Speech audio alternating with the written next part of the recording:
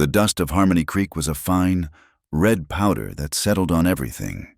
It coated the unpainted planks of the general store, filled the cracks in the boardwalk, and clung to the sweaty brows of men who had long since given up trying to wipe it away. The sun was a merciless hammer in a bleached white sky, beating down on the single dusty street that served as the town's heart. Yet, on this particular morning, the oppressive heat and the ever-present dust were mere backdrops to a palpable thrum of anticipation. It was the day of the Spring Festival, an annual excuse for the scattered homesteaders and ranchers to forget the hardships of the land for a day of drinking, dancing, and commerce. This year, however, the festival held a special significance, a main event that had tongues wagging from the saloon to the smithy. Elias Jacob, a man whose fortune was as solid and unyielding as the rocky soil he'd tamed, was finding a husband for his only daughter, Delaney. It was not to be a quiet, private affair. Elias was a man who did everything with a certain weight, and this was no different. He had put out the word weeks ago, a public invitation that was less a father's hopeful plea and more a declaration of prime stock being brought to market. The result was now on full display in the open space before the newly constructed town hall. A platform had been erected, draped in calico bunting that was already beginning to fade in the sun. On it sat 2 chairs, one for Elias's wife, Martha, and one for the prize herself, Delaney Jacob. Below the platform, arranged in a nervous, preening semicircle, were the 13 suitors. They had come from all corners of the territory, young men and some not so young, drawn by the promise of the Jacob name and the considerable dowry that came with it. They were a peacock's display of ambition.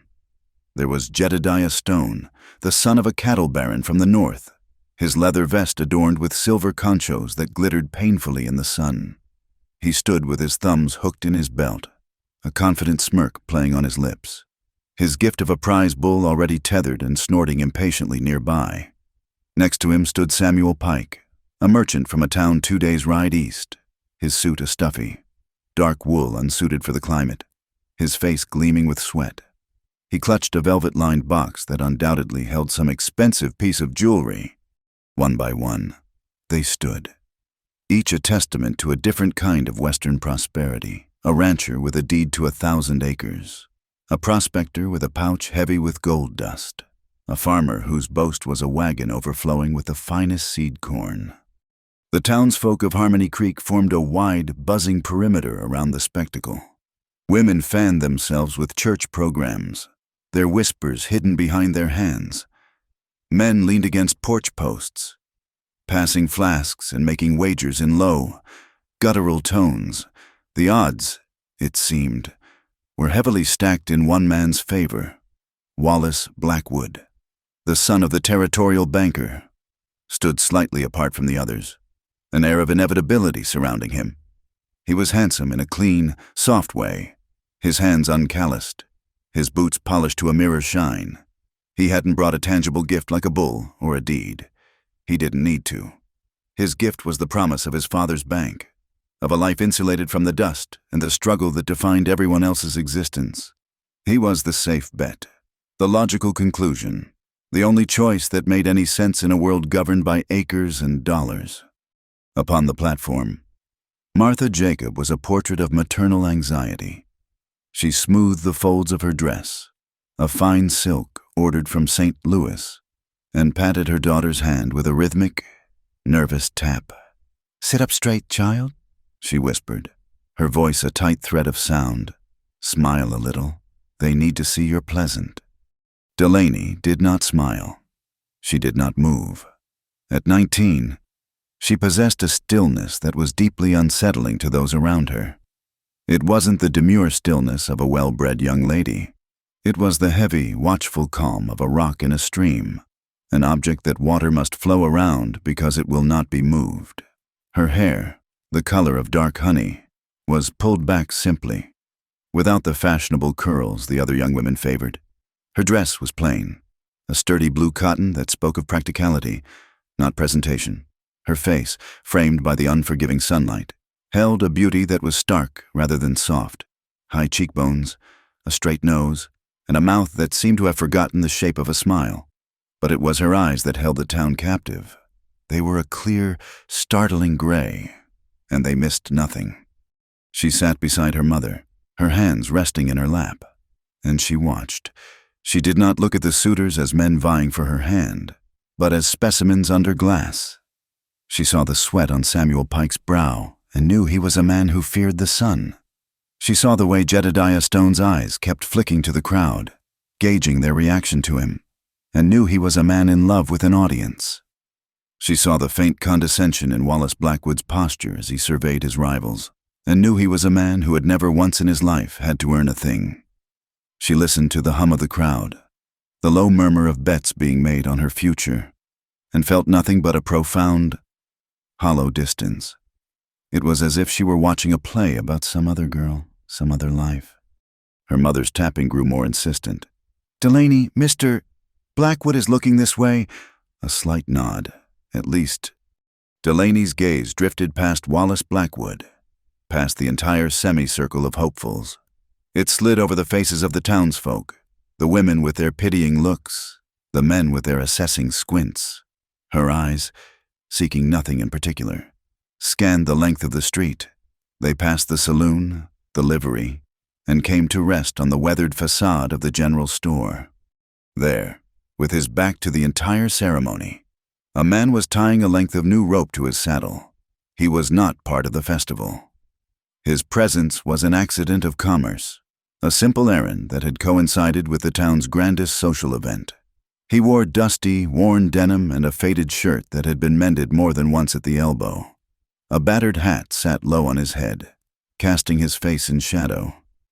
He was lean, built of sinew and bone rather than the fleshy bulk of the more prosperous suitors.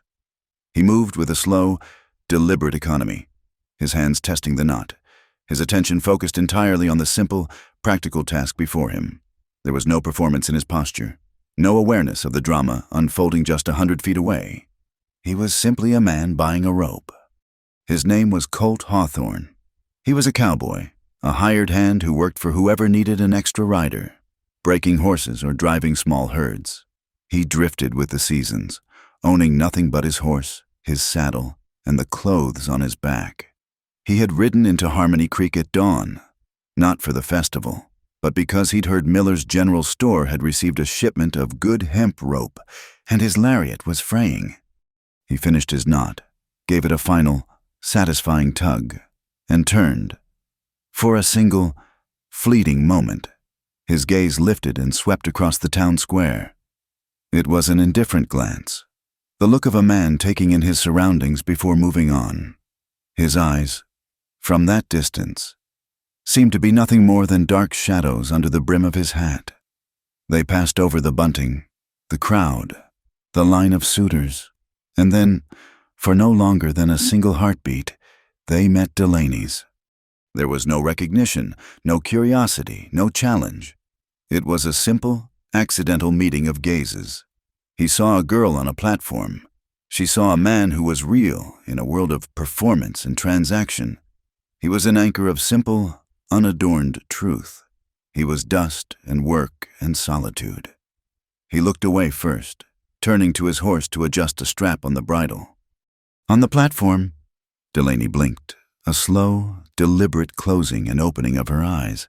Her mother had stopped tapping her hand and was now preparing the small, polite smile she would offer the first suitor her husband called forward. The crowd leaned in, a collective holding of breath. The show was about to begin.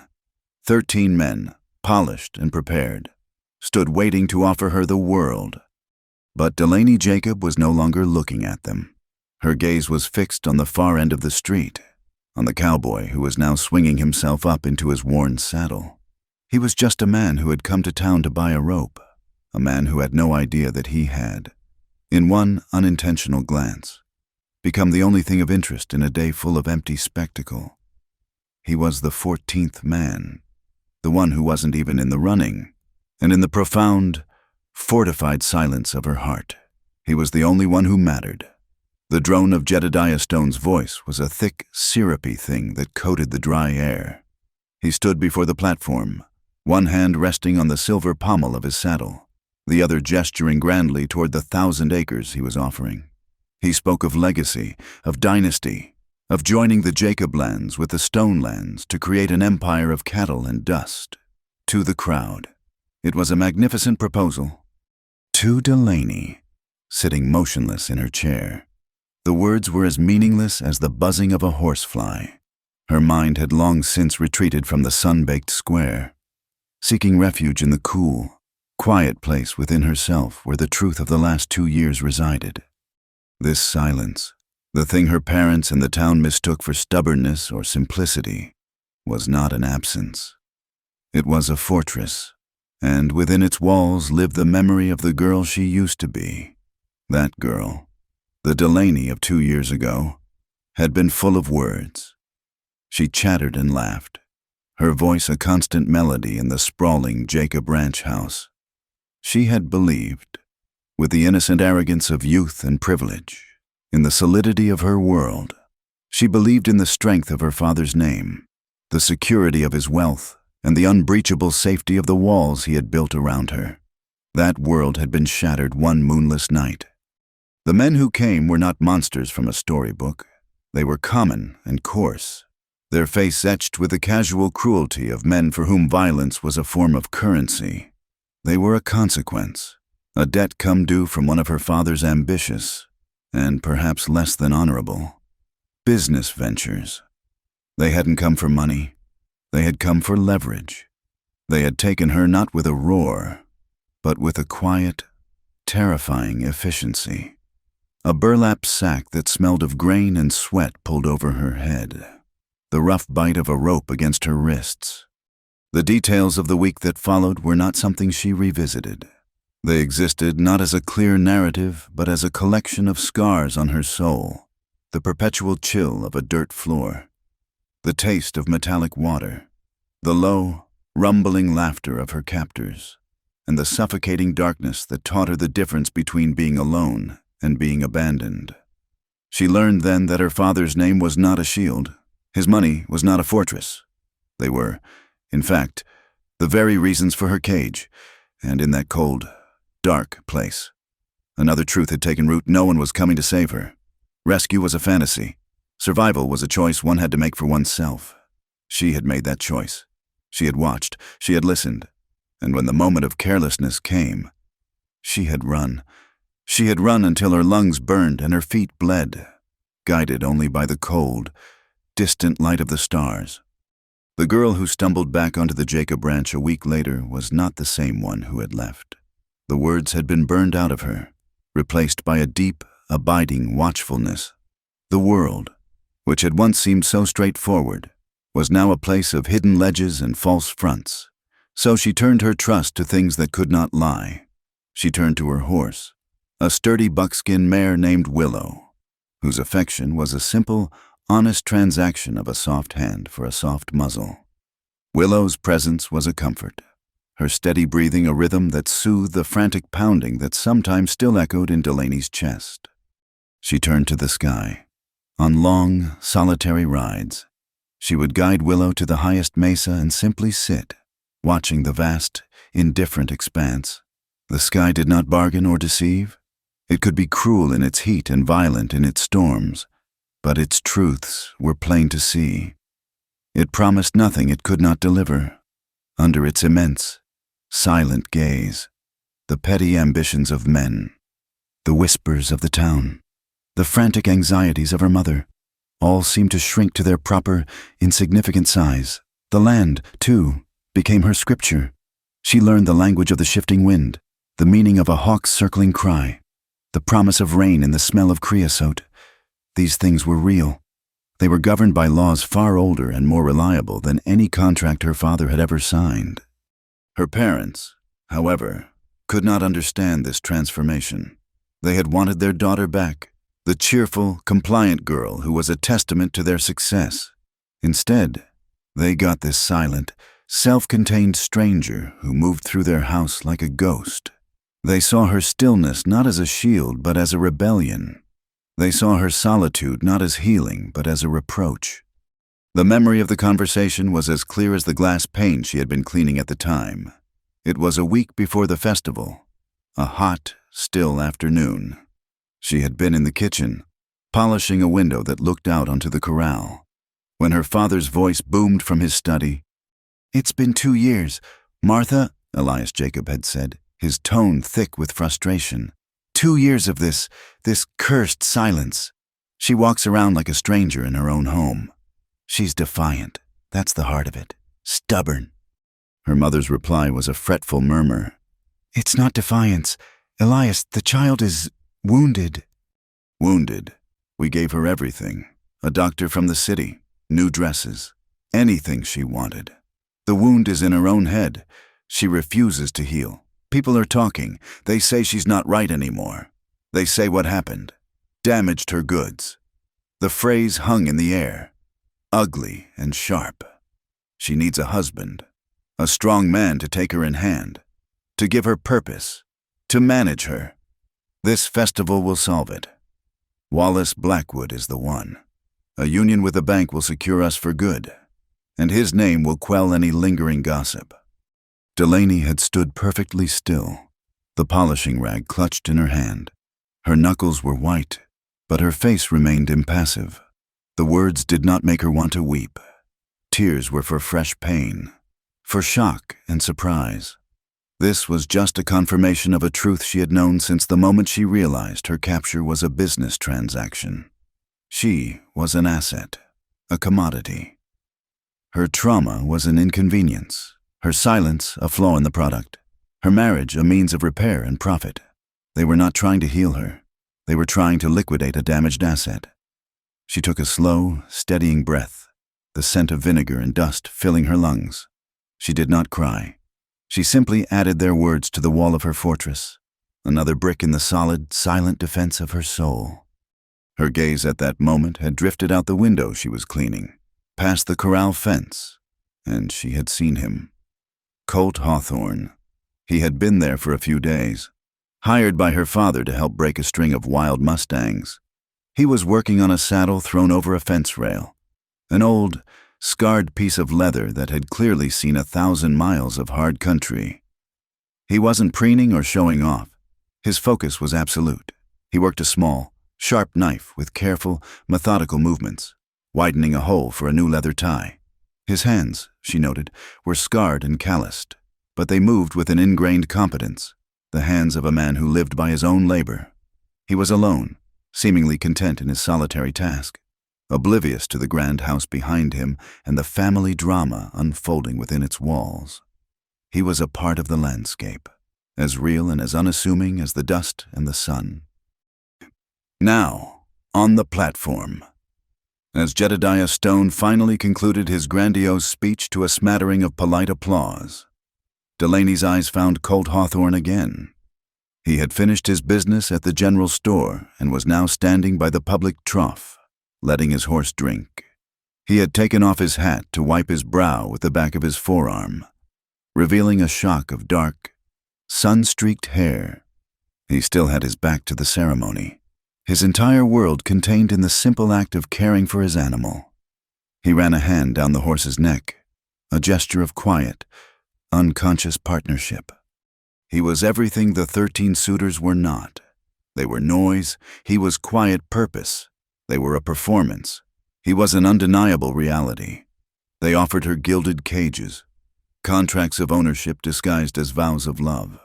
They wanted to manage her, to tame her silence and bend her to their will. Colt Hawthorne, a man who owned nothing, a man who wasn't even aware he was being watched, represented the only thing she now valued, a truth that did not require words. He represented the vast, honest silence of the mesas and the sky. Her mother nudged her sharply. "Delaney, Mr. Stone is finished. You must nod." Delaney turned her head slowly, away from the man at the water trough, and toward the hopeful face of the cattle baron's son. She looked at him, truly looked at him, and saw not a potential husband, but just another jailer. She gave him a single, barely perceptible nod, a gesture of hollow courtesy, but in her mind, Her choice was already cleaving a path through all the noise and expectation. It was a choice not for a man, but for a world, and that world stood 100 feet away, with its back turned, utterly unaware that it was about to be chosen. The procession of suitors continued, each man stepping forward to present his case as if he were arguing before a judge, after Jedediah Stone's bombastic offer of land. A young man with soft hands and a nervous cough stepped forward. He was a clerk from a town downstream, and he offered her poetry. He read from a small, leather-bound book, his voice trembling with manufactured emotion, reciting verses about English roses and Grecian urns. The words were beautiful, but they were hollow things, born in a damp, shaded world that had no concept of this sun-scorched earth. They withered and died in the dry air before they even reached the platform. Delaney watched a lizard scuttle under a loose board at the edge of the stage, its movements more honest and compelling than the clerk's entire sonnet. Next came Samuel Pike, the merchant. He opened his velvet box with a flourish, revealing a necklace of gold and polished river pearls. He spoke not of love, but of comfort. He painted a picture of a life in town, of a fine 2-story house with glass windows and a porch swing. He spoke of imported fabrics, of regular deliveries from the East, of a life insulated from the grit and hardship of the frontier. He was offering to wrap her in cotton wool, to place her behind glass like a doll on a shelf. He saw her silence as a blank space he could fill with his inventory. He did not see the fortress at all, and so it went. A man who owned a freighting company offered her the adventure of the open road, not understanding that she had already seen more of the road's dark side than he could imagine. A stoic farmer offered her the simple rhythms of the land, failing to see that she had already made the land her only confidant, and she did not need him to act as an interpreter. Each man laid his future at her feet, a carefully constructed fantasy, and each one failed to see that the woman they were addressing was no longer interested in fantasies of any kind. Throughout it all, her gaze was a tether, repeatedly returning to the man by the livery corral. Colt Hawthorne had finished with his horse and now leaned against the top rail of the fence, his arms crossed over his chest. He had rolled a thin cigarette and it dangled from his lips, a tiny plume of smoke rising and vanishing in the breeze. He wasn't watching the spectacle. His attention was on the half-dozen wild mustangs the livery owner had penned, the ones her father had hired him to break. He watched them with a quiet, professional stillness, his eyes tracking their movements, assessing their temperament. He was a man at work, even in his repose. His stillness was not empty. It was a study. He was reading a language she understood, the language of wild, untamed things. He saw the flicker of fear in a mare's eye, the defiant posture of a young stallion. He was a part of their world, the real world, and with every passing empty promise from the men before her, Delaney felt an almost physical pull in his direction. Finally, it was Wallace Blackwood's turn. The banker's son stepped forward, and a hush fell over the crowd. He was the climax of the performance. He did not bow. He offered a slight, confident inclination of his head. He held no gift in his hands. "Miss Jacob," he began, his voice smooth and clear, carrying easily over the square. "Gentlemen, I will not offer you poetry, for our lives are written in ledgers, not in verse. I will not offer you a single plot of land, for our ambition is to hold the note on all the land you see. The world we are building is one of commerce, of influence, of power. A union between the Jacob Holdings and the Blackwood Bank would not be a simple marriage. It would be the foundation of this territory. It would be a dynasty to which all others in this room would one day be in debt." He spoke with unnerving certainty, his gaze fixed not on Delaney, but on her father. He was making a business proposal, a merger of assets. Delaney was the key clause in the contract. Elias Jacob's chest swelled with pride. This was a language he understood. This was the validation of his life's work. He saw the future crystallizing before him, secure, powerful, and respected. Wallace finally turned his eyes to Delaney. "I offer you a life of consequence, Mrs. Blackwood," he said, using the name as if it were already a fact. A life where your name is not just respected, but feared. I offer you the top of the world we intend to build." He held out a clean, uncalloused hand, palm up, an invitation to seal the deal. The silence that followed was thick with expectation. This was the logical conclusion, the foregone victory. Elias Jacob rose to his feet, a broad, triumphant smile splitting his face. "Well, daughter," he boomed, his voice full of paternal pride, "you have heard the offers. The choice is yours to make, as promised." He gestured to Wallace Blackwood. "A clear and public endorsement. Step down and take the hand of your future husband." Every eye in Harmony Creek was on Delaney. Her mother leaned forward, her hands clasped so tightly her knuckles were white, whispering, "Go on, child. It is time." Delaney felt the weight of their world, of their expectations, settle upon her. It was a physical pressure, an attempt to press her down into the shape they had made for her. For a moment, she did nothing. She sat as still as stone, her gaze distant. Then, something shifted within her, a final quiet click, like a lock snapping into place. She had made her choice long ago, out on the silent mesas, under the honest sky. Now was simply the time for the proclamation. Slowly, deliberately, she rose to her feet. The whisper of her cotton dress was the only sound in the square.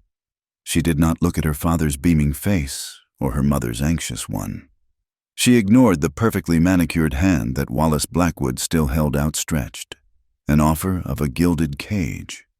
She turned and, with a grace that was both stark and absolute, she walked to the edge of the platform and descended the 3 wooden steps to the ground. A collective sigh of relief rippled through the crowd. They thought she was walking to Wallace.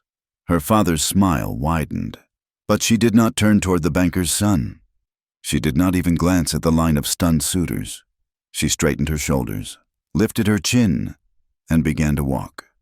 Her path was a straight line, cutting directly across the open square. An arrow aimed for the far side of the street. She walked past Jedediah Stone, whose smirk of superiority melted into a gape of confusion. She walked past Samuel Pike, who instinctively clutched his velvet box as if she were a thief. She walked past the poet, the freighter, the farmer, leaving a wake of bewildered disbelief. The crowd parted before her, a silent, human sea. The dust of the street puffed up around the hem of her simple blue dress.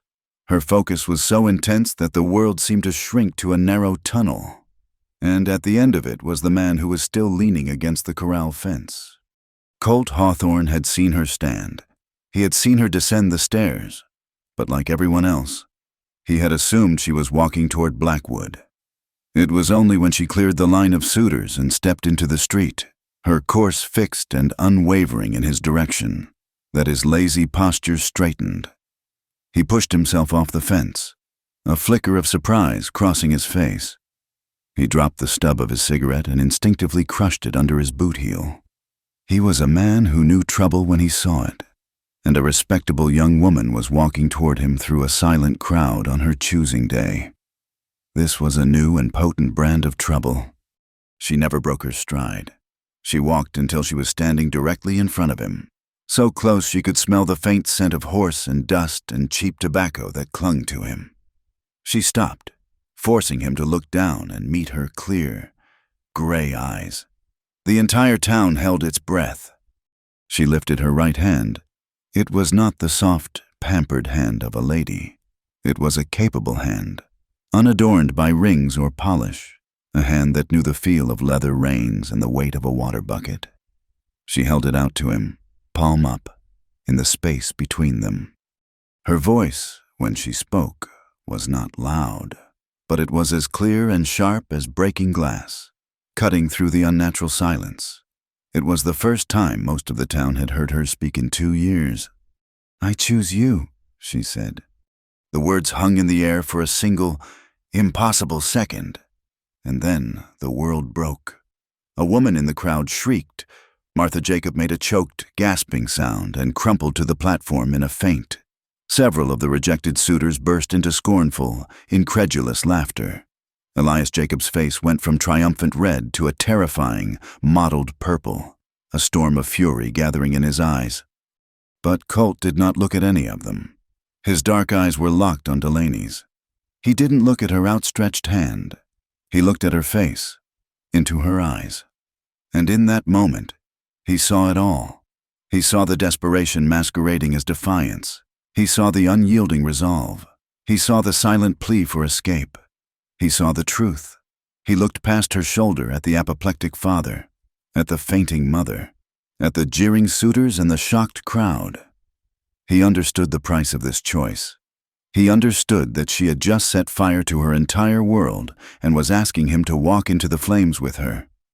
He gave a slow, almost imperceptible nod. He did not smile. He did not question. He simply accepted the truth of the moment. He looked back at her, his expression unreadable but for a flicker of something that might have been grim understanding. "All right then," he said, his voice a low rumble that was for her ears alone. "Let's go." Colt's words were not a proposal. They were a trigger. The moment "let's go" left his lips, the fragile tableau of the ceremony shattered into 1,000 pieces of raw, human chaos. He did not wait for a response from Delaney or a reaction from the crowd. His hand, calloused and strong, closed around her wrist. It was not a gentle, courtly gesture. It was the firm, purposeful grip of a man who knew the value of a single, decisive moment. He turned, pulling her with him, and started walking toward his horse with a stride that was long and unhurried, yet radiated an absolute refusal to be stopped. Behind them, the world erupted.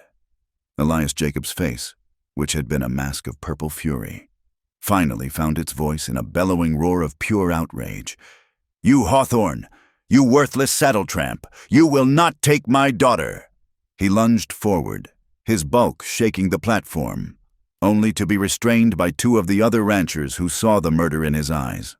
Wallace Blackwood stood frozen, his hand still outstretched, his handsome face a canvas of disbelief and utter humiliation.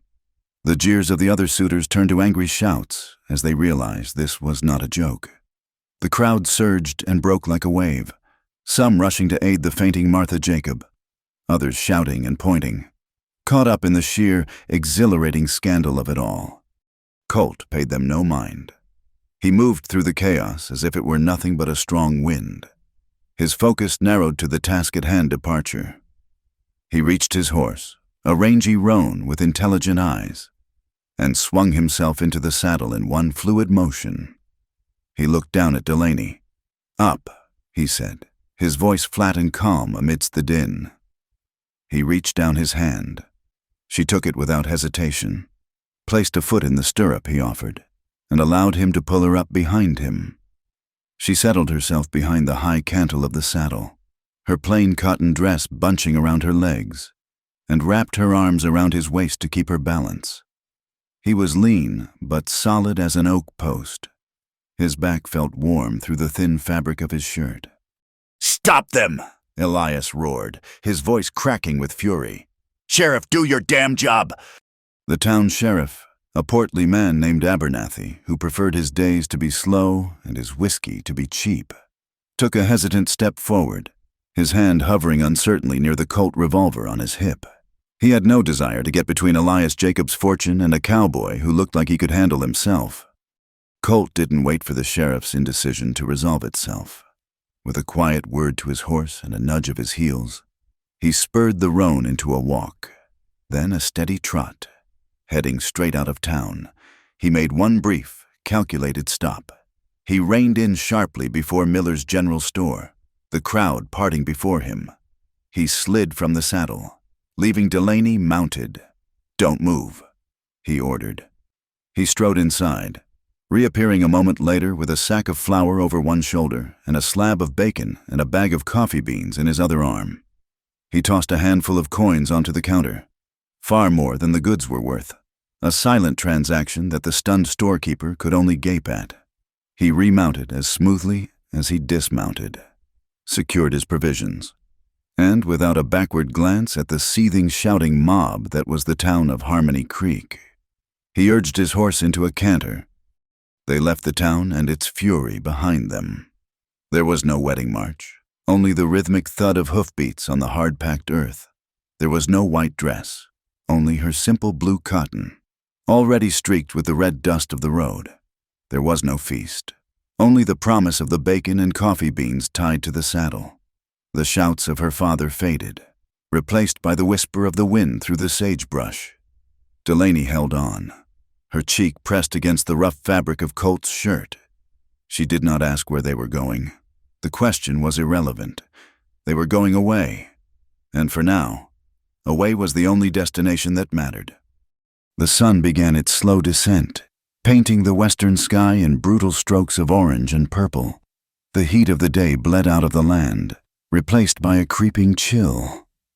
The landscape grew harsher, the familiar rolling hills of her father's ranch giving way to jagged rock formations and stark, flat mesas that rose like the bones of the earth. This was a land that offered no comfort, a land that had been stripped of all pleasantries, and Delaney felt a strange kinship with it. It was as honest as she had always believed it to be. They rode on into the gathering twilight. The silence between them was vast, broken only by the creak of the saddle leather and the steady breathing of the horse. It was not an uncomfortable silence. It was a shared state, a mutual understanding that words were useless things in the face of what they had just done.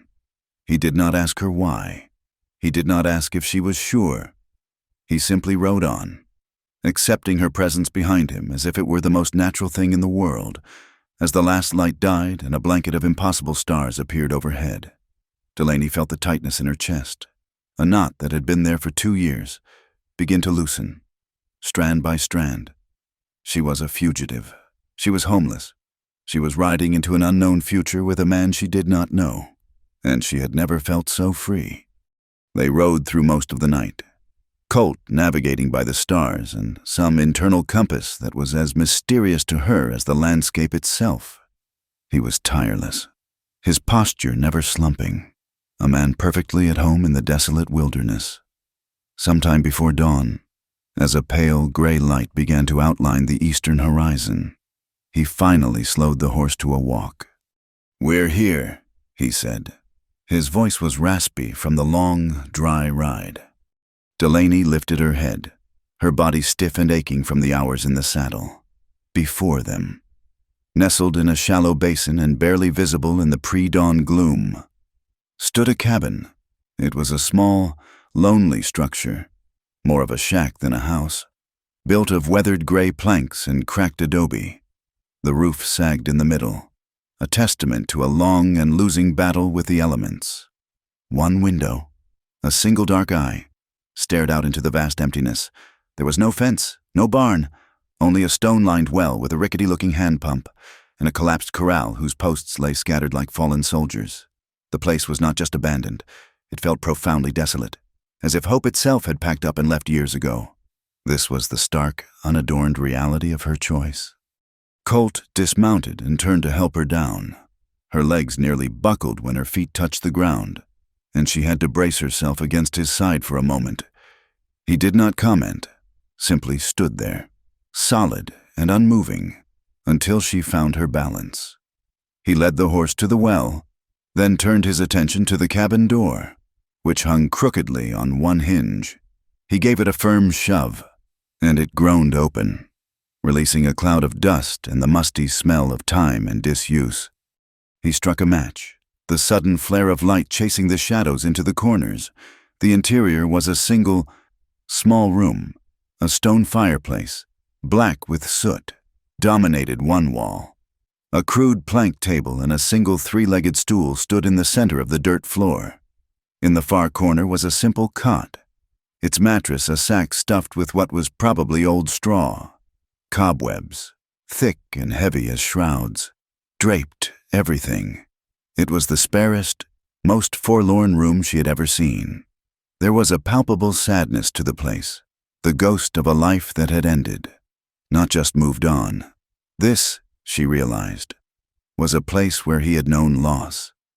For a long moment, they both just stood there, surveying the ruin that was to be their home. The grand future Wallace Blackwood had offered of power and influence and gilded halls seemed like a story from another lifetime. This was her new reality. 4 crumbling walls and a universe of dust. Colt broke the silence. He moved with the same practical efficiency he had shown in town. He took a broom from beside the fireplace, a bundle of sticks tied to a pole, and began sweeping the worst of the dirt and debris out the door. He checked the fireplace flue, his movements sure and practiced. Then he went back outside. Delaney watched him through the open doorway as he worked the well pump. The handle shrieked in protest, a long, rusty complaint, but he persisted, his muscles straining, until a trickle, then a gush of clear, cold water poured from the spout. He filled a dented metal bucket and brought it inside. He set it down on the newly swept patch of floor between them. The water sloshed, clear and precious in the dim light. He looked at her, his face shadowed and unreadable. He looked tired, the lines around his eyes etched deeper by the long ride. He did not offer her words of comfort or promises that things would get better. He did not ask about the fortune she had left behind, or the father who was likely raising a posse at that very moment. He did not lecture her or tell her what to do. He simply gestured with his chin toward the room, encompassing the cot in the corner and the wide, empty space by the hearth. "You can choose where you sleep," he said. And then he turned and went back outside to tend to his horse, leaving her alone in the dusty silence. Delaney looked from the crude cot to the empty floor. She looked at the bucket of water at her feet, a simple, profound offering. It was not a kingdom. It was not a promise of consequence. It was a bucket of water and a choice, her first true choice. And standing there, in the heart of nowhere, covered in dust and aching to her bones, Elias Jacob felt the first terrifying flicker of home. The days that followed settled into a rhythm of shared silence, a quiet cadence dictated by the rising and setting of the sun. There was no discussion, no planning. They simply fell into the roles that survival demanded. 2 solitary planets orbiting the small, dim star of the desolate cabin.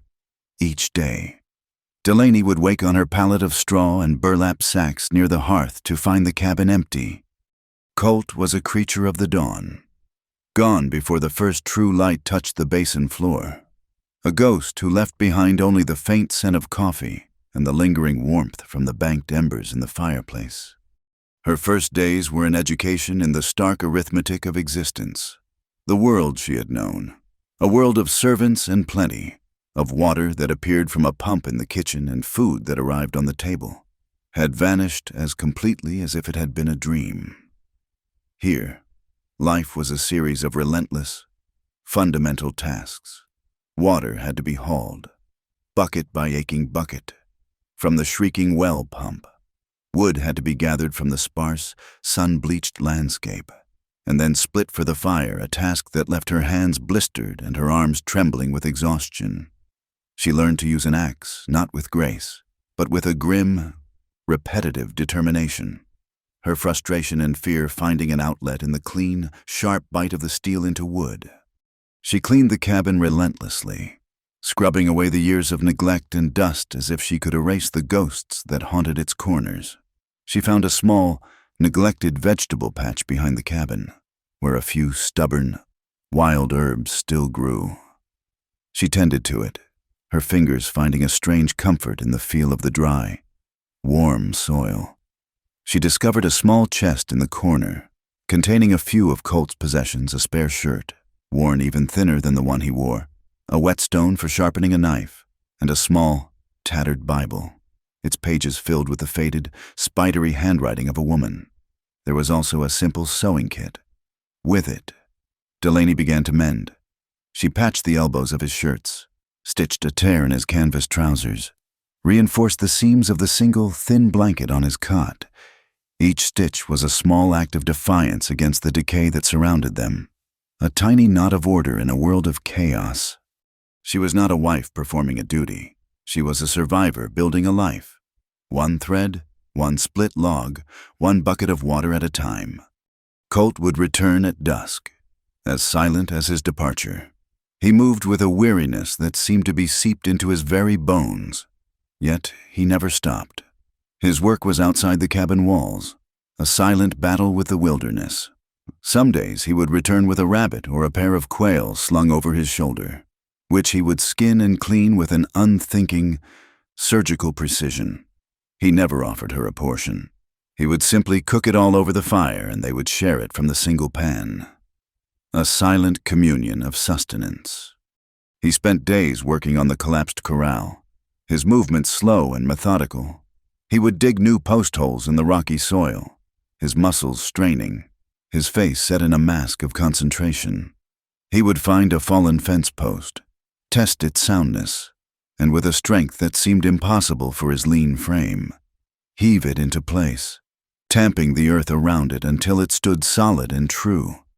He was not just repairing a fence, he was reclaiming the land, one post at a time, imposing a small sliver of human will upon the vast, indifferent emptiness. He was a man who spoke with his hands, and his language was one of hard, relentless labor. Their evenings were a study in shared solitude. They would eat their meager meal by the flickering light of the fire. The only sounds were the crackle of the burning wood, the scrape of their forks against the tin plates, and the lonely, keening cry of a coyote from the distant hills. He never asked about her past, about the father whose fury was undoubtedly still burning, or the life of comfort she had so spectacularly detonated. And she, in turn, never asked about the cabin, about the woman's handwriting in the Bible, or about the profound sadness that seemed to cling to the very walls of the place. Their silence was a pact, a mutual recognition that the past was a country to which neither of them could return, and the future was a fog they could only navigate one step at a time. They were two columns of smoke rising from the same fire, distinct, separate, yet born of the same circumstance. Weeks bled into a month. The blisters on Delaney's hands hardened into calluses. The sun darkened her skin and bleached the ends of her hair. She grew leaner, stronger, her movements shedding the soft uncertainty of her past life and taking on the spare, efficient grace of a creature of the wilderness. She learned to read the sky, to feel the shift in the wind that signaled a change in the weather. One afternoon, the change came. The relentless, hammered brass sun vanished behind a bruised purple bank of clouds that rolled in from the north. The air grew heavy, still, and charged with an electric tension. The usual chorus of insects fell silent. A low, mournful wind began to moan through the rocks of the basin. Colt had been working all day on the last section of the corral fence, pushing himself to finish before the weather turned. He was just coiling his rope as the first fat, cold drops of rain began to fall, kicking up little puffs of dust on the parched ground. He made for the meager shelter of the cabin's small porch overhang just as the sky opened up. It was not a gentle spring shower. It was a hard, driving prairie squall, a deluge that blurred the landscape into a gray, weeping watercolor. The temperature plummeted. He sat on the edge of the porch, his back against a post, his hat dripping a steady stream onto the weathered planks. He was soaked through, his thin shirt clinging to his shoulders. He began to methodically clean the mud from his tools, his focus absolute. Delaney watched him from the doorway. She had built up the fire, and the small cabin was warm and dry, an island of comfort in the storm. After he finished with his tools, Colt didn't move. He simply leaned his head back against the post and closed his eyes. The long days and the ceaseless labor had finally caught up to him. His breathing deepened, and within minutes, he was asleep, his body surrendering to a profound exhaustion. The wind drove the rain sideways, and a fine, cold mist began to coat his sleeping form. Delaney saw him shiver, a small, involuntary tremor that ran through his shoulders. She looked at his cot, at the single, threadbare blanket. Then she looked at the old, heavy sheepskin coat that hung from a peg by the door. It was stiff with age and smelled of wood smoke and horse, a smell she now simply associated with him. She hesitated. To cross the threshold of the porch, to enter his space while he was vulnerable and unaware, felt like a transgression of their unspoken rules. But the sight of him shivering, exposed to the cold, overrode her reluctance. It was a simple, animal instinct to offer warmth, to ward off the chill. Quietly, she lifted the heavy coat from its peg. She stepped out onto the porch, her bare feet silent on the damp wood. The cold of the rain-swept air was a shock. She stood over him for a moment, listening to the steady rhythm of his breathing and the drumming of the rain on the roof. Then, carefully, so as not to wake him, she unfolded the coat and draped it over his shoulders, pulling it around him like a heavy blanket. The sudden weight and warmth stirred him. He didn't startle awake. His eyes simply opened, dark and clear, with the instant, alert stillness of a wild thing. He didn't move. He looked down at the familiar sheepskin covering him. Then his gaze lifted and found hers. He just looked at her. The silence that stretched between them was different from the silence that had come before. It was not empty. It was filled with the roar of the rain, the warmth of the coat, and the weight of her unprecedented gesture. He looked at her for a long time, his eyes searching her face. He saw no pity there, no condescension. He saw only a simple, quiet statement of fact. You were cold. Here is warmth. When he finally spoke, his voice was a low rasp, rough with disuse and sleep. It was not a command. It was not a statement of fact. It was something else entirely. Thank you, he said. The words were plain, unadorned, but they landed in the space between them with the force of a felled tree. It was the first time he had spoken a word to her that was not born of absolute necessity. It was the first acknowledgement. Delaney felt a strange heat rise in her cheeks. She could only nod, a quick, jerky motion, then, overwhelmed by the sudden, unexpected intimacy of the moment, she turned and retreated back into the warmth of the cabin, leaving him on the porch with the rain and the weight of his old coat, and the two new words that had changed everything. The two words hung in the air between them long after the storm had passed. Thank you. It had been a key turning a lock, opening a door that was only a few inches ajar. The silence that followed was different.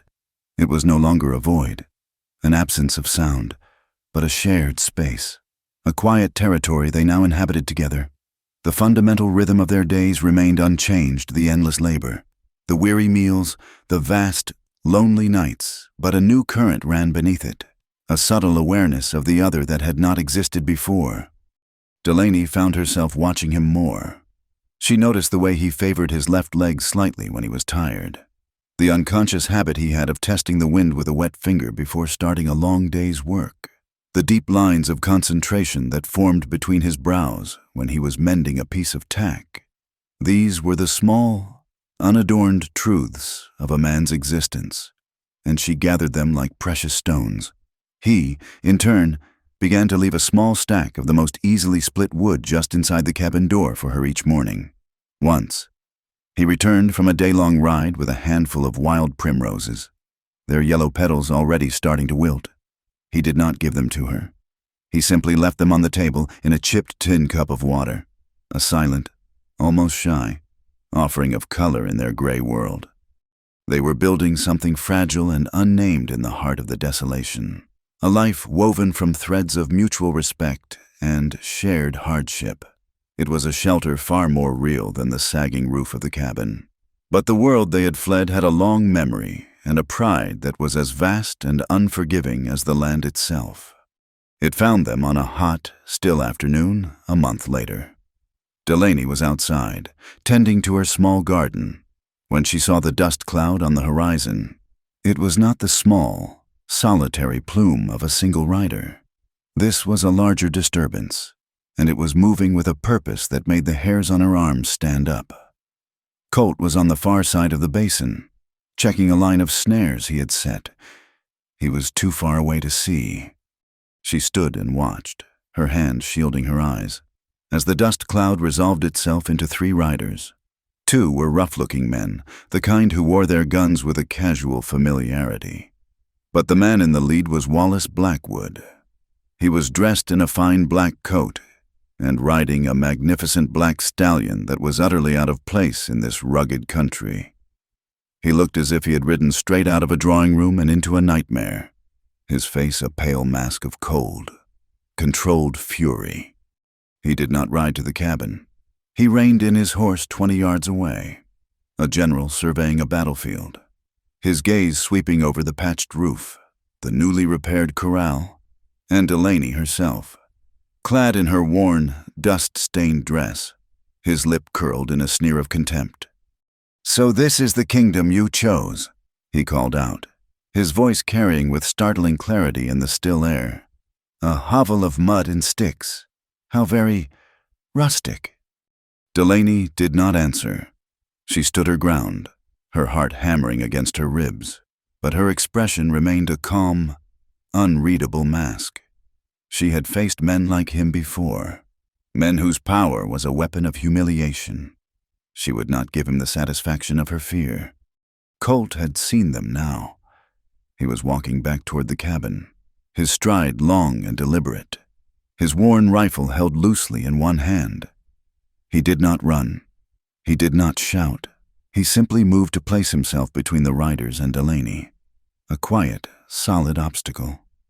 He stopped a few feet in front of her, his back to the cabin. "Blackwood," he said. It was not a question. It was a simple statement of fact. "Hawthorne." Wallace spat the name like a curse. "I see you're still enjoying my property." He looked pointedly at Delaney. "I've come to collect what is mine. My father has spoken to the circuit judge. The law is on our side."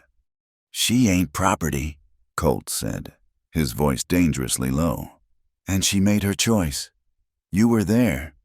Wallace laughed, a sharp, ugly sound that held no humor. "A choice, that creature," he gestured at Delaney, "is no longer capable of making a choice. What those men did to her addled her mind. She is a damaged thing that needs to be managed. You took advantage of a confused woman, and you will pay for it."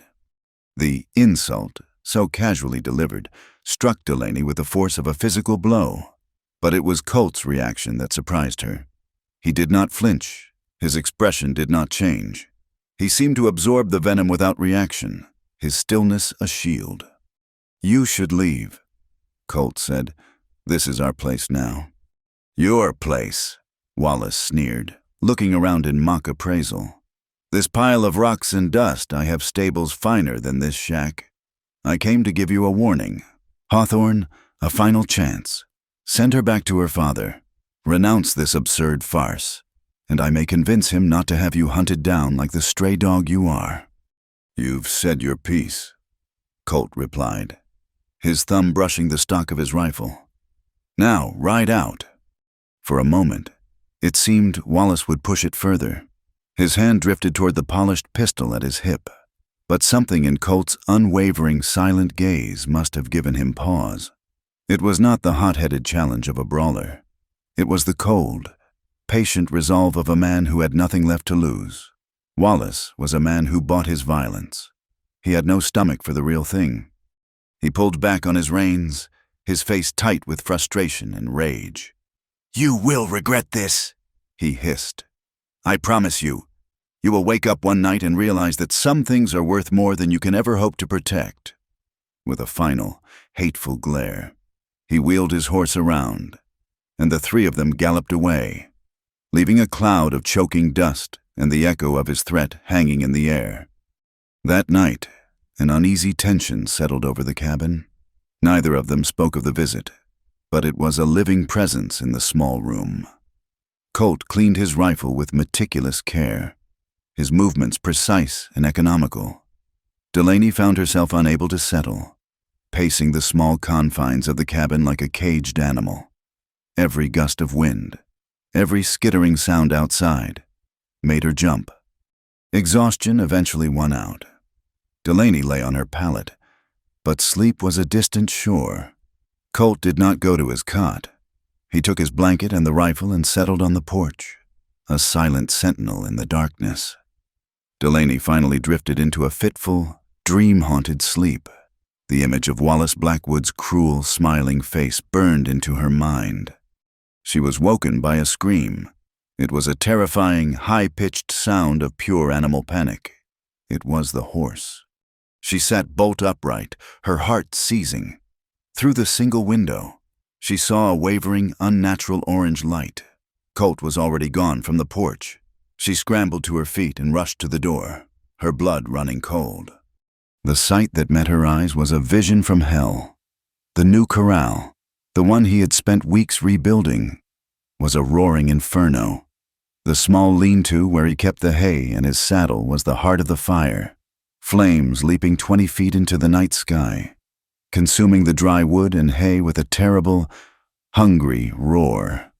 And trapped inside the ring of fire, his roan horse was rearing and screaming, its eyes wide with terror, its magnificent coat lit by the demonic glow of the flames.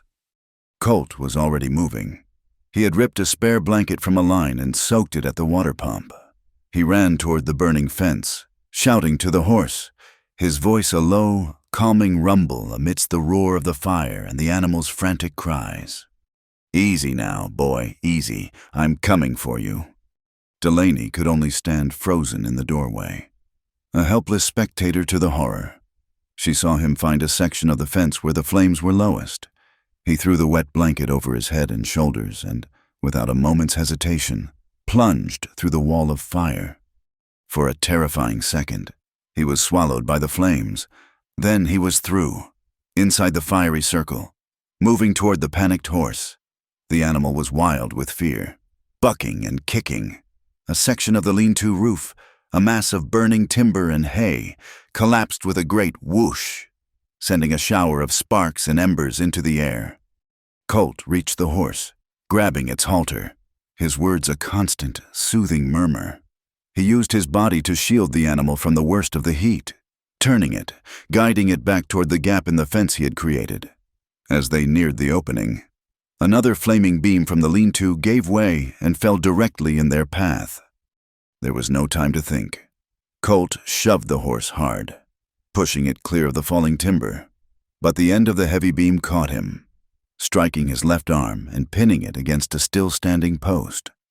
Delaney heard him cry out, a sharp, guttural sound of pure pain that was drowned out by the roar of the fire. He tore himself free, his sleeves smoking, and stumbled out through the fence after the horse, leading the now trembling and whimpering animal to safety. The fire burned itself out within the hour, leaving a smoldering, blackened scar on the land. The new corral was gone. The lean-to was a pile of ash and charred timber. The smell of smoke and burnt horsehair was thick and sickening in the air. Colt stood with the horse, stroking its neck, his face grim and pale in the moonlight. Delaney ran to him, her bare feet heedless of the hot ground and sharp embers. "Are you all right?" she asked, her voice a choked whisper. He didn't look at her. "Horse is fine," he grunted, his voice tight with pain. "Just spooked." It was then she saw his arm. The sleeve of his shirt was burned away from his wrist to his elbow. The skin beneath was a terrible landscape of angry red welts and blackened, peeling flesh. He had been trying to hide it, keeping his left side turned away from her. The sight of it broke something inside her.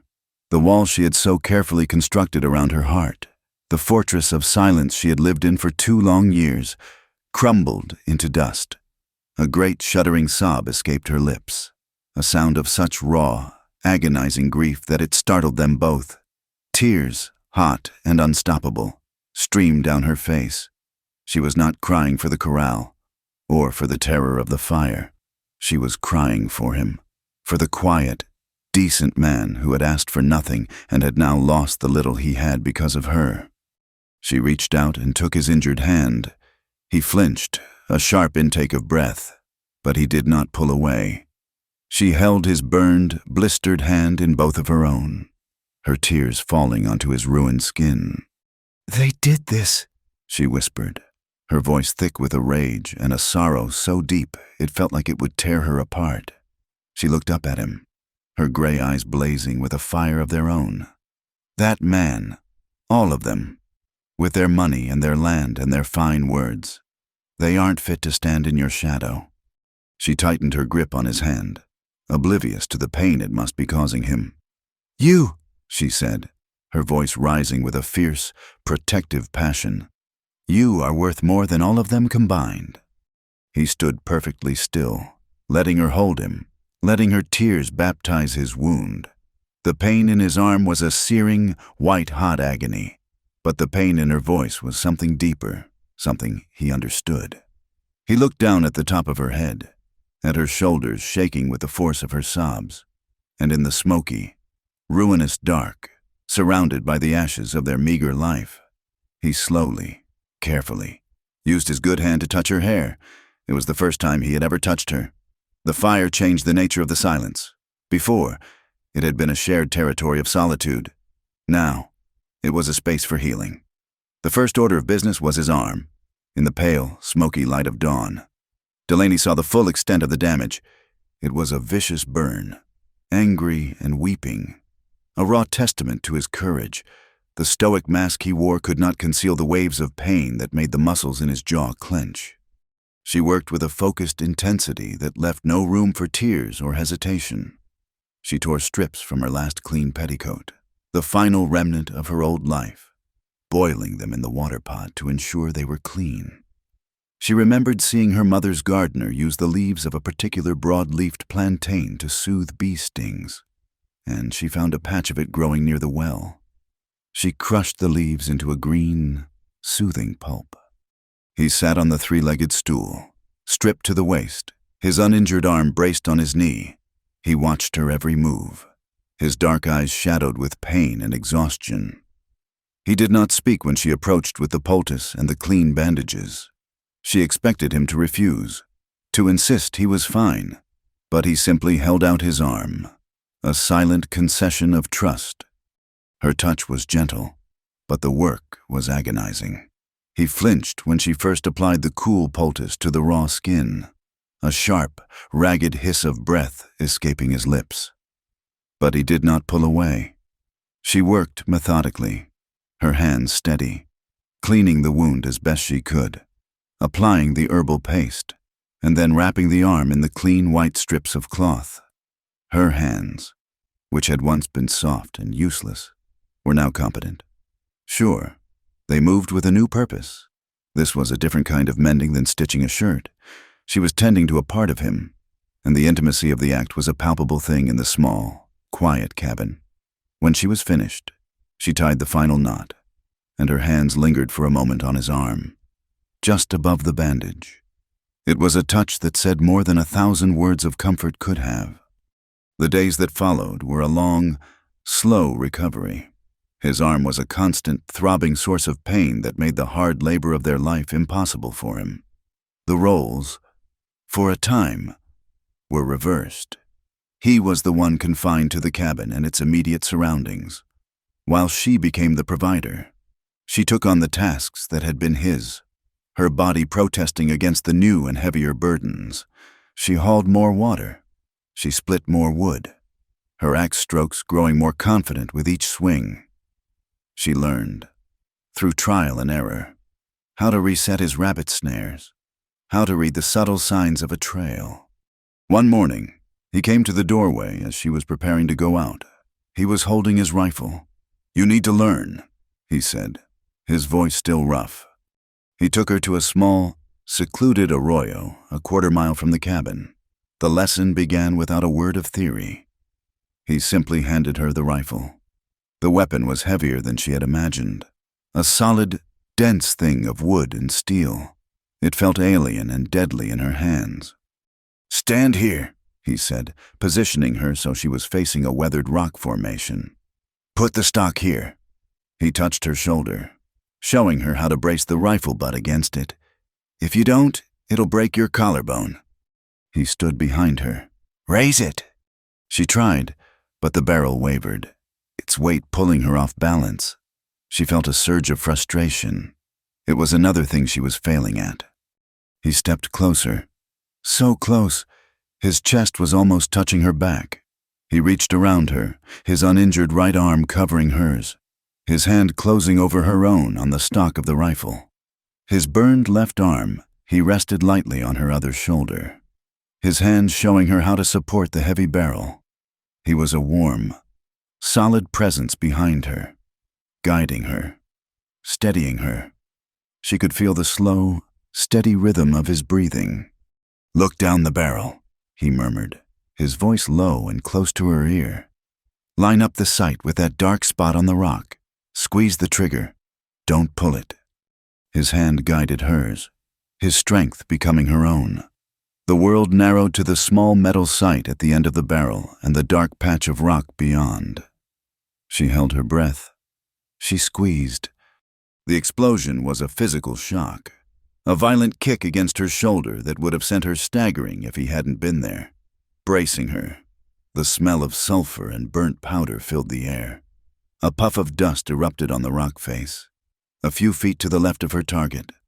"Again," he said, his voice calm and steady. They stayed there for an hour. He did not speak much.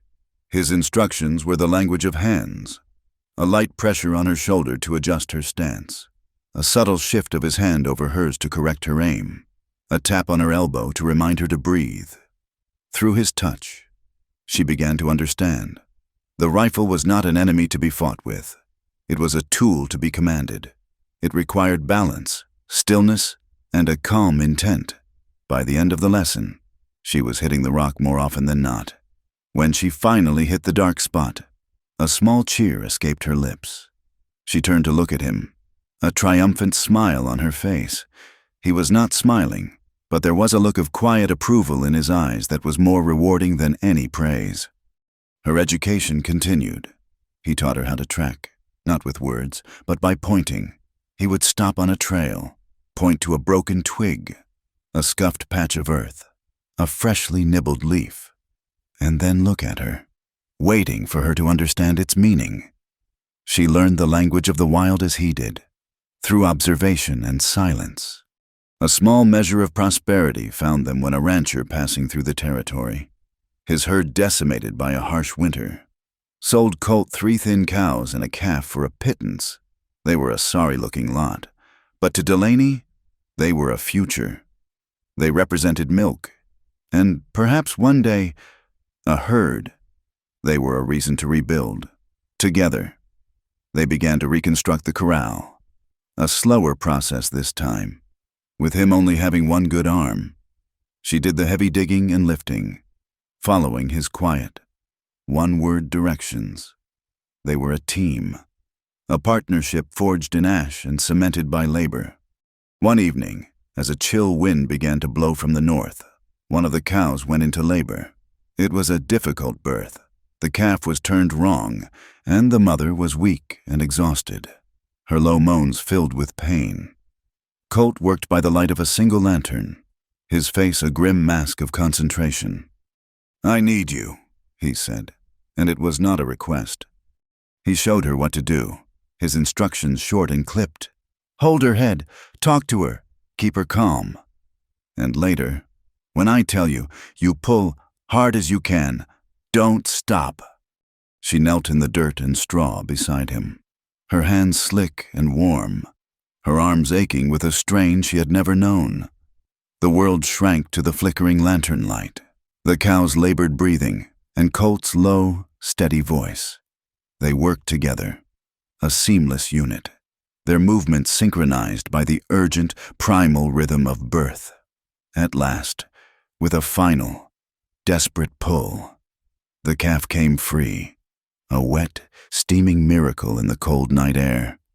For a long time, they just knelt there, side by side in the lantern light, their breath pluming in the chill. The mother was already licking her newborn, her frantic moans replaced by soft, loving lows. The calf, all spindly legs and enormous, dark eyes, was struggling to stand. They had done it. They had brought a new life into their harsh, unforgiving world. Delaney felt a wave of emotion so powerful it almost buckled her. It was a feeling of profound, bone-deep satisfaction. This was real. This mattered. This small, shivering life was a testament to their own survival, their own partnership. Colt finally broke the silence, but his voice was quiet, his gaze fixed on the newborn calf. "He'll be strong," he said. He looked at her then, his eyes dark and serious in the flickering light. The grime and sweat on his face could not hide the deep weariness there. "If you want to leave," he said, the words coming out slow and deliberate, as if each one cost him something. "The rancher who sold me the cows, he'll be passing back through in a week. He's a good man. He'd see you back to your father's place. You should go in the morning. Take the horse." The word struck her with the force of a physical blow. "Leave. After all this?" She looked at him, at his bandaged arm, at the rebuilt corral, at the new life struggling to its feet in the straw. She thought of Wallace Blackwood's threat, and she understood. He was not pushing her away. He was trying to protect her. He saw himself as a danger, a liability, a magnet for the violence that had already scarred them. He was offering her an escape, an act of sacrifice that was as profound as walking through fire. She looked down at her hands, covered in the dirt and grime of their shared labor. These hands had dressed his wounds, learned to fire his rifle, and helped bring a calf into the world. They were her hands now, not the hands of Elias Jacob, the asset to be married off. They belonged here. She raised her head and met his gaze, her own clear and unwavering. "I'm not here because I was chosen from a line of suitors. Colt," she said, her voice low but strong, filled with a certainty that was absolute. "I'm here because when I looked at you from that platform, I had already chosen. I am not staying because I have nowhere else to go. I am staying because I am already home." Her words, "I am already home," settled in the quiet space between them, as real and solid as the earth beneath their knees. They did not erase the hardship or the danger, but they changed its meaning. It was no longer a shared exile. It was a chosen life. In the days that followed, the new calf became the center of their small universe, a fragile, hopeful thing that demanded their constant attention. The rhythms of their life deepened, the silence between them now comfortable and full of unspoken understanding. They were no longer two strangers thrown together by a desperate act, but a partnership, as elemental and necessary as the sun and the soil. But a story like theirs, a story of a rich man's daughter and a saddle tramp, of a fortune renounced for a shack in the wilderness, was too potent to remain confined to their dusty basin. It traveled, as stories do in the West, on the wind. It was passed from a freighter to a prospector, from a lonely homesteader's wife to a whiskey-soaked trapper. It was told around campfires and in the smoky back rooms of saloons. In the telling, the story grew, twisted, and took on the shape of a legend. She became a bewitched princess, he a cunning desperado. It was a tale of madness, of defiance, of a great fortune spurned, and with every telling, the humiliation of Elias Jacob, a man whose entire life was built on the foundations of control and reputation, grew more profound and unbearable. He was a man who did not tolerate loose ends, and his daughter's flight was the largest, most galling loose end of his life. Wallace Blackwood's failed and fiery attempt at retrieval had only hardened his resolve. Pride, for a man like Elias, was a thing of greater value than land or gold, and his had been dragged through the dust of Harmony Creek for all the world to see. He would not be made a fool. The curse of the town, the weight of the world they had fled, found them on a searingly hot morning in late summer. The new corral stood finished, its fresh-cut pine posts smelling clean and sharp in the dry air. Delaney was at the well, drawing water, the familiar shriek of the pump a part of her daily song. It was Colt who saw them first. He stood on the slight rise behind the cabin, his posture going rigid. He said nothing, but Delaney felt the change in the air, the sudden stillness that precedes a storm.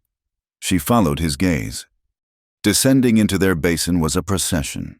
It was not the clumsy, rage-fueled charge of Wallace Blackwood. This was a slow, deliberate, and far more menacing approach. 4 riders. In the lead was her father, Elias Jacob, his face a thundercloud of righteous fury. Beside him rode a man in a black city suit and a bowler hat, a stark and ridiculous figure in the wilderness. He held a leather satchel on his lap, a lawyer. Behind them rode 2 men Delaney did not recognize, but she knew their type instantly. They were hard-faced and watchful, their hands resting near the butts of their pistols. They were not ranchers or cowboys. They were hired guns, the law, and the violence to enforce it. Colt came down from the rise, his long strides eating up the ground. He moved without haste, but with a terrible purpose. He went into the cabin and emerged a moment later with his rifle. Delaney's heart began a slow, heavy drum against her ribs. "Go inside," he said, his voice flat. "No," she replied, her own voice quiet but unyielding. She set the water bucket down. She would not hide. This was her past, come to reclaim her. She had to face it. He looked at her, and for a moment, she thought he would argue, but he saw the resolve in her eyes, the same resolve he had seen that night by the newborn calf. He gave a single, curt nod. He understood. This was her fight as much as his. The riders stopped at the entrance to the corral, the new gate forming a symbolic barrier between their 2 worlds. Colt walked to stand before it, positioning himself directly in front of Delaney. He held the rifle loosely, its barrel pointed at the ground. He was not a threat. He was a wall. "Delaney!" Her father's voice boomed, a sound that had once held the power to make her flinch. Now, it was just a noise, a sound from a distant and alien world. "This farce is over. We have come to take you home." The lawyer, a man with a pale, pinched face, urged his horse forward a step. "Miss Jacob," he began, his tone a condescending balm. "I am Mr. Finch. I represent your father. We have a legal order from the circuit judge, attesting to your delicate condition. It grants your father full guardianship until such a time as you are deemed mentally sound." He patted his leather satchel. "It is all in order. You are to come with us, the man you are with." He glanced at Colt with disdain. "Is guilty of kidnapping and is subject to immediate arrest." "I was not kidnapped," Delaney said, her voice clear and steady. "My dear child." Mr. Finch sighed, as if explaining a simple sum to a difficult student. "You were clearly not in your right mind. You were suffering from a deep emotional trauma. This man," he flicked his wrist toward Colt, "took advantage of your confusion. The law understands these things." "The law," Colt said, his voice a low rumble. "Ain't got no business here." One of the hired guns shifted in his saddle, his hand dropping to his pistol. Colt didn't even glance at him. His eyes were fixed on Elias Jacob. "You will not have her, Jacob." Colt said it was a simple statement of fact. "She is my daughter," Elias roared, his face purpling with rage.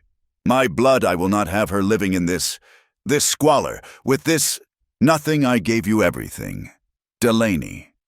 A good name, a fine home, and you throw it all away for this. For a life of dirt and misery." He looked around, his arms sweeping to encompass the small cabin, the dusty corral, the endless, brutal landscape.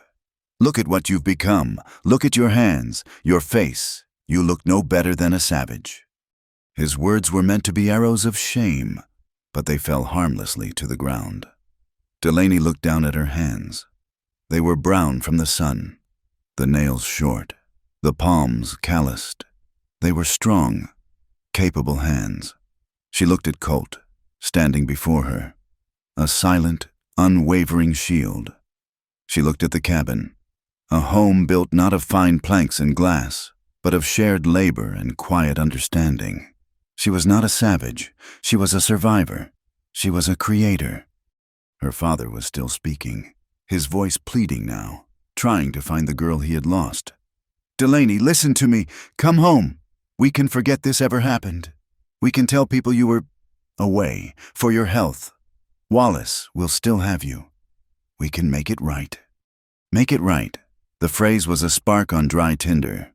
Make his reputation right. Make his business deal right. Erase her. Erase this life, this truth, and replace it with a comfortable, profitable lie. In that moment, a profound, cold calm settled over her. The fear was gone, burned away by a sudden, blazing clarity. She knew what she had to do. She took a step, and then another, walking around Colt to stand beside him. He turned his head slightly, his eyes questioning. She gave him a small nod of reassurance. She was no longer a person to be sheltered. She was a partner in this defense. She looked at her father, at the lawyer, at the two men whose only purpose was to enforce the will of the highest bidder. And then she turned and walked back into the cabin. "She's seen reason, Mr." Finch said with a smug smile. Elias Jacob's face flooded with relief. "Delaney, girl," he started. But the woman who emerged from the cabin was not the girl he remembered. She moved with a new authority, her shoulders back, her head held high, and in her hands, she held the rifle Colt had taught her to use. She did not raise it to her shoulder. She held it across her body, a symbol of her new life, a statement of her will. She walked back to the gate and stood beside Colt, an equal. She was no longer a prize to be fought over. She was a combatant. She looked directly at her father. "You speak of what I've become," she said, her voice ringing with a strength he had never heard before. "I have become a woman who knows the value of a bucket of water, the warmth of a fire I built myself, and the worth of a man who would walk through flames for me." She took a step forward, her gray eyes locking onto his. "You say I am your blood. You say I am your daughter, but you see me as your property, an asset to be managed and sold, something to be locked away when it is damaged and polished up for display when it is useful. That girl is gone. She died a long time ago in a dark room while she was waiting for a father who never came." Elias flinched as if she had struck him. The lawyer's smug smile vanished. "I am not property, father," Delaney declared, her voice rising, echoing in the basin. "I belong to no one. Not to you, not to Mr. Blackwood, not to any man who thinks he can own me." She paused, her gaze sweeping over the dusty land, the humble cabin, the man standing beside her. "I belong to this place. My hands, my sweat, my heart are in this soil. This is my home, and this is my choice." There was nothing left to say. Her words had dismantled their entire premise. They had come with the law and the threat of violence to reclaim an object. But they were faced with a woman, a free will, a spirit as unyielding and untamable as the land itself. You cannot force a person who refuses to be owned. Elias Jacob stared at his daughter, but he did not see her. He saw a stranger, a ghost with her face and voice. He saw his own monumental failure, his own powerlessness.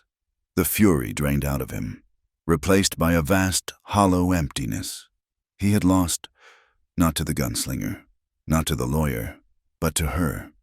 Without another word, he pulled viciously on his horse's reins, turning the animal so sharply it whinnied in protest.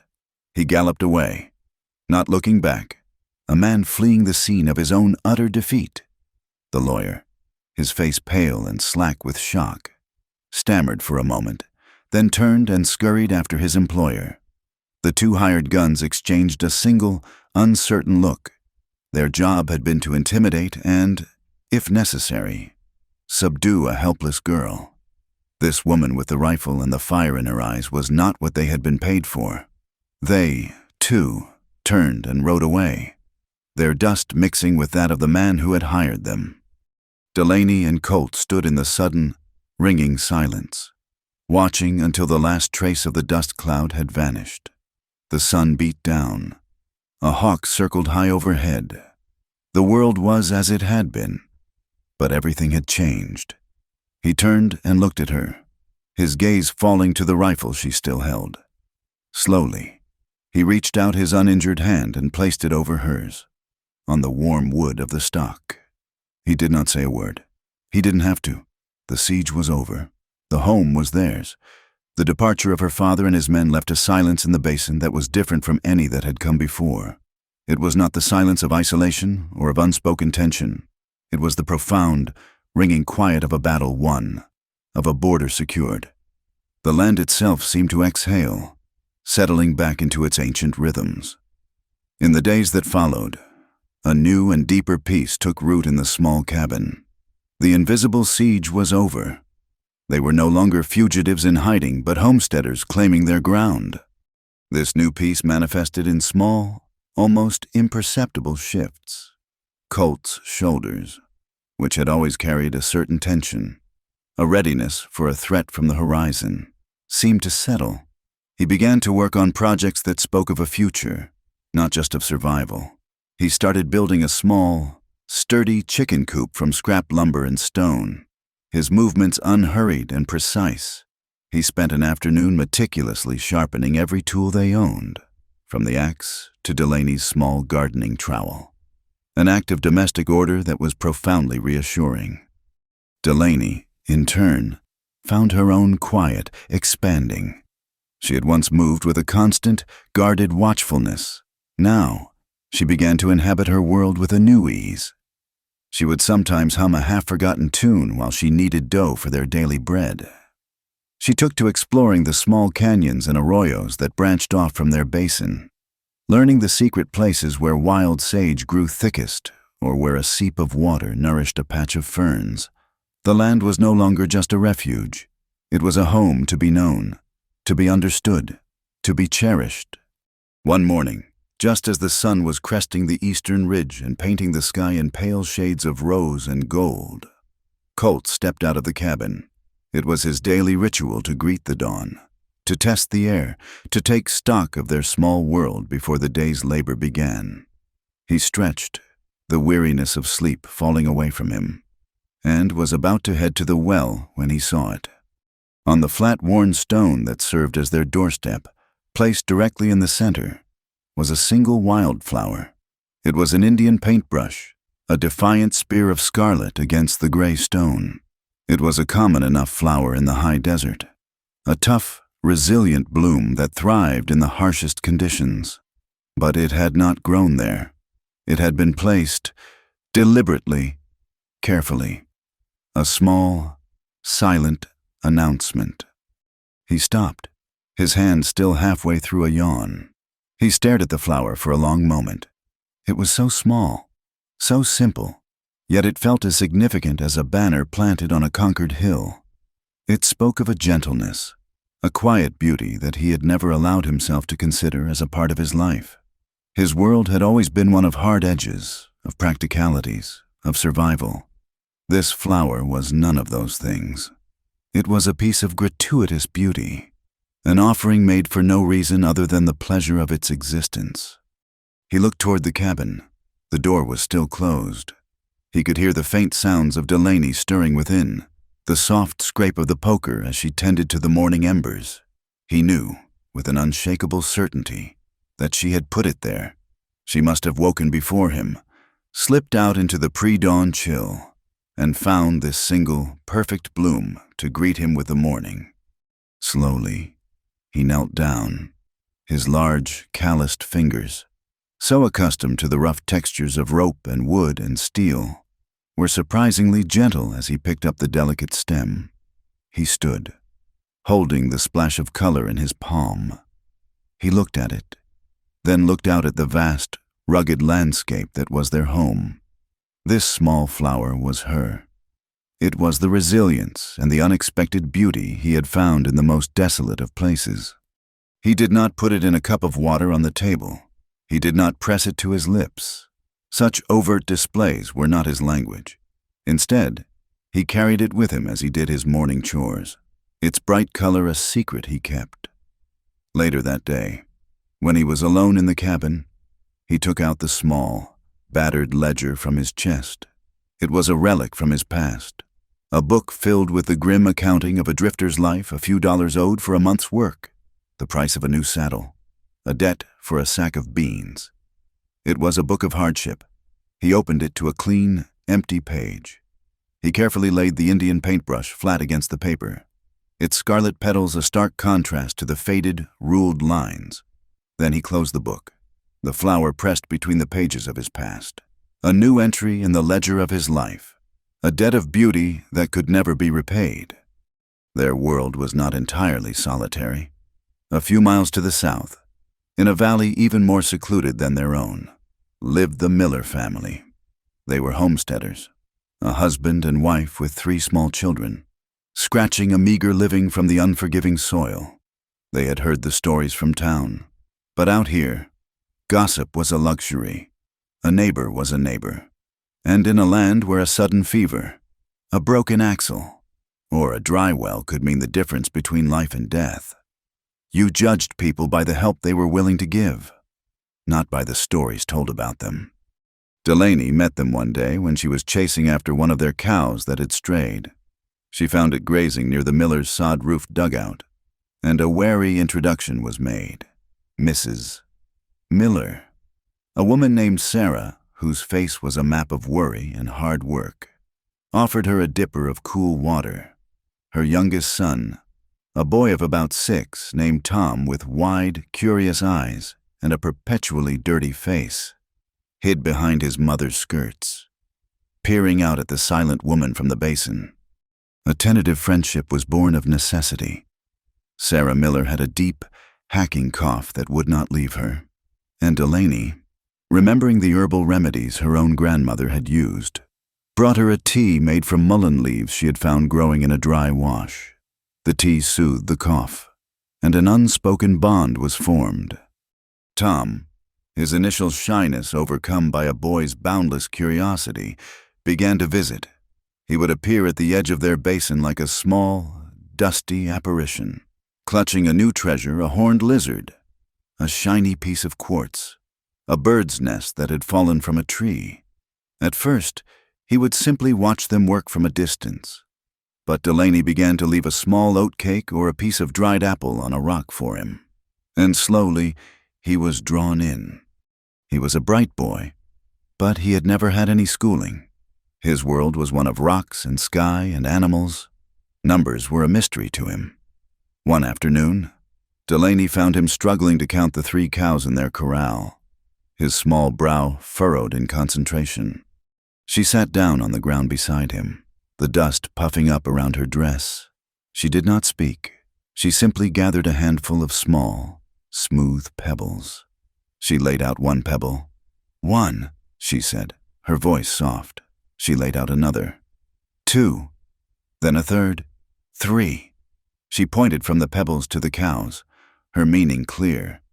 Tom's eyes lit up with a sudden, brilliant understanding. It was a game. A code had been cracked. From that day on, the pebble game became their ritual. They would sit in the dust for an hour each afternoon. She taught him to count to 10, then to 20. She used charcoal on a piece of smooth bark to show him the shapes of the numbers, her hand guiding his as he tried to copy them. Colt would often watch these lessons from a distance, perhaps from the doorway of the cabin where he was mending a bridle, or from the fence line he was checking. He would say nothing, his face impassive, but his eyes would follow their every move.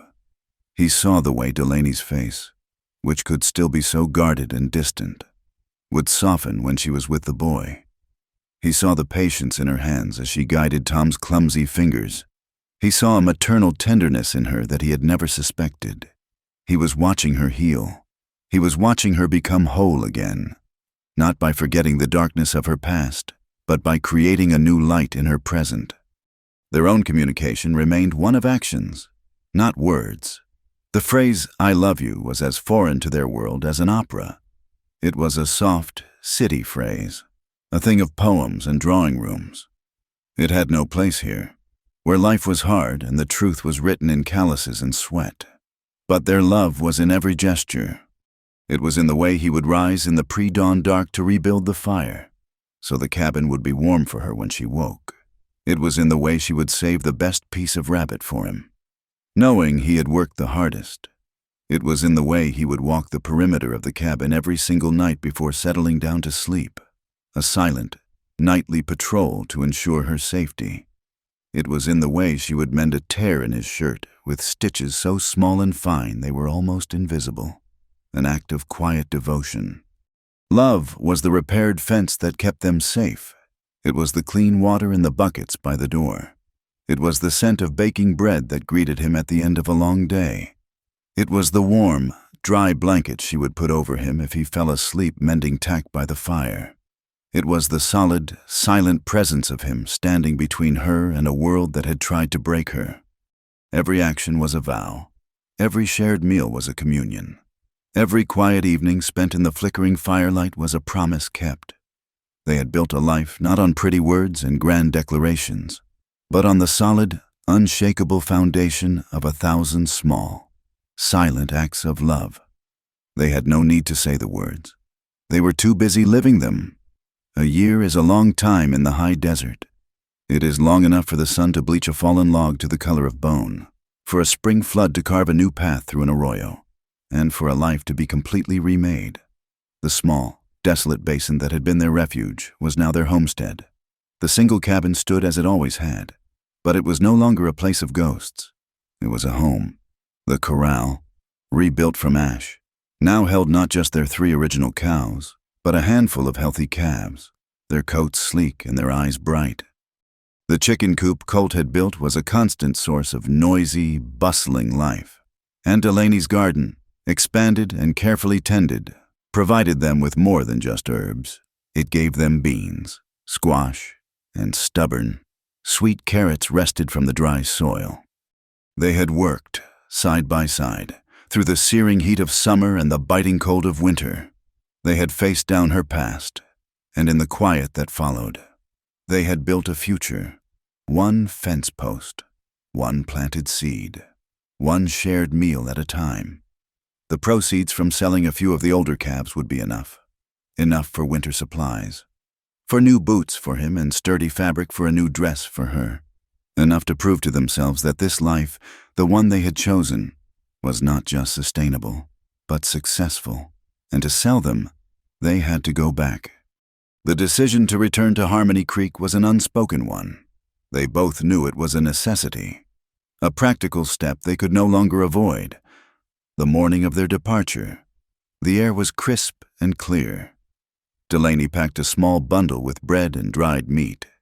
She wore a new dress she had fashioned from 2 of her old ones, a practical garment of dark gray wool. Over it, she wore a simple, heavy cloak she had sewn herself, its hood pushed back.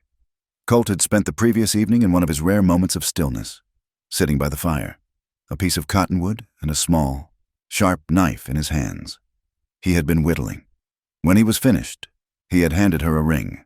It was a simple, unadorned band of pale wood, polished smooth by his calloused thumb until it felt like silk. She had slipped it onto the 3rd finger of her left hand. It was the only adornment she wore.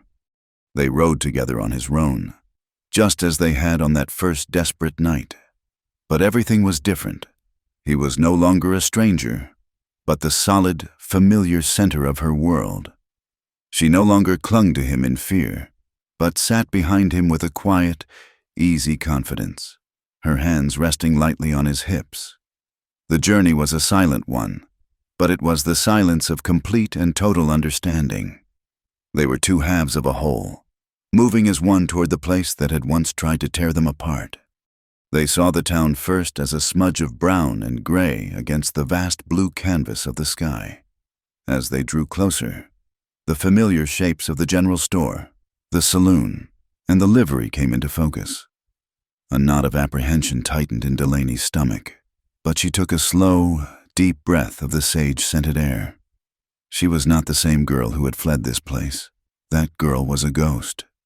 Their arrival was not a grand entrance, but it stopped the town cold. A farmer who was loading a wagon with sacks of grain stopped, a sack halfway to his shoulder, and simply stared. 2 women gossiping on the boardwalk fell silent, their mouths agape. A card game on the saloon porch came to an abrupt halt. The normal, bustling sounds of a market day, the haggling, the laughter, the clang of the blacksmith's hammer died away, replaced by a sudden, spreading hush. All eyes were on the lone horse and its 2 riders. They saw Colt Hawthorne, the saddle tramp, looking no different than he ever had, lean, weathered, and unreadable. But it was the woman behind him who held them captive. They squinted, trying to reconcile the figure before them with the memory of the Jacob girl. This woman was not the pale, silent creature from the choosing day. The sun and the wind had sculpted her face, giving it a strength and a character it had never possessed. Her hair, the color of dark honey, was braided simply down her back. Her gaze was not downcast or vacant. It was level, calm, and missed nothing. And on her hand, clearly visible as she rested it on Colt's side, was the pale, wooden ring. Colt reined in the horse in the center of the square, the very spot where the choosing platform had stood a year ago. He swung down from the saddle, his movements as fluid and economical as always. He turned and held up his hand to help her. Delaney took it, and as she slid to the ground, a collective, indrawn breath seemed to whisper through the crowd.